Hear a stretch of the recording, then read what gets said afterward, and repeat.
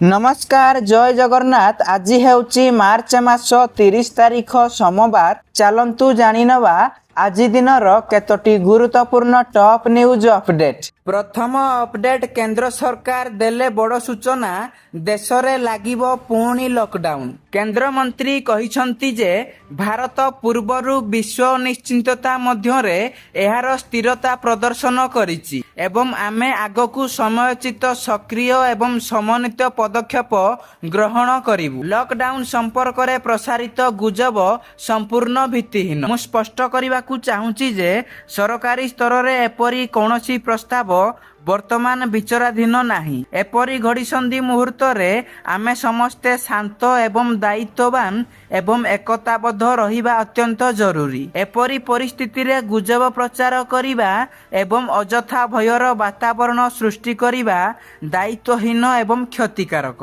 परवर्ती खबर कमिबो पेट्रोल एवं डीजेल रो दर। मध्यप्राच्य रे उत्तेजना मध्य रे सरकार पेट्रोल एवं डीजेल को नेई एक बड़ निष्पत्ति नेइछंती। आगकू कमी पारे पेट्रोल एवं डीजेल रो दर एवं ग्राहकों को मिलिबो आश्वस्ति। केंद्र सरकार पेट्रोल एवं डीजेल उपरे स्वतंत्र अतिरिक्त उत्पाद शुल्क एक्साइज ड्यूटी ह्रास करिसंती। पेट्रोल उपरे उत्पाद शुल्क प्रति लिटर पिछा 13 टंकारु ह्रास करी 3 टंका करा जायछि। सेहिपरि डीजेल उपरे प्रति लिटर पिछा 10 टंका ह्रास करा जायछि। सरकारको एही निष्पत्ति द्वारा आगामी दिन रे पेट्रोल एवं डीजेल रो मूल्य ह्रास पाइबो। परवर्ती खबर रेल मंत्री अश्विनी वैष्णवଙ୍କ बड़ घोषणा। ओडिशार रेल भित्तिभूमि विकास क्षेत्र रे केंद्र सरकार एक बड़ पदक्षेप ग्रहण करिसंती। आर्थिक वर्ष 2025 एवं 26 पाई ओडिशा को रेलवाई क्षेत्र रे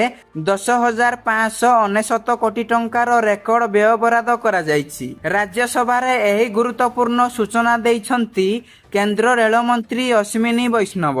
परवर्ती खबर सरकार को बड़ घोषणा। पहिलारू स्कूल रे खरा छुट्टी। राज्य सरकार प्रबल खरा को दृष्टि रे रखी स्कूल छुट्टी घोषणा करिसंती। स्कूल शिक्षा विभाग आगामी शिक्षा वर्ष 2026 एवं 27 पाई सरकारी छुट्टी कैलेंडर प्रकाश करिछि। एही वर्ष ग्रीष्म छुट्टी 1 मई 2026 रे आरंभ हेबो एवं 15 जून 2026 रे शेष हेबो। एहार अर्थ हेउची स्कूल गुड़िक प्राय 1.5 मास पाई बंद रहिबो। तथापि शिक्षक मानक पाई छुट्टीर अवधि कम। शिक्षक मानक पाई एही विरति 31 मई पर्यंत सीमित रहिबो। सेमानंकु जून मासरे प्रथम पक्ष मध्यरे स्कूल को फेरिबाकू पड़िबो। परवर्ती खबर एप्रिल 1 रु बदली जिवो यूपीआई पेमेंट रो नियम। एप्रिल 1 रु डिजिटल पेमेंट पद्धति रे परिवर्तन आसीबो। एथिपाई भारतीय रिजर्व बैंक प्रस्तुति करिछि। नूतन नियम अनुसायी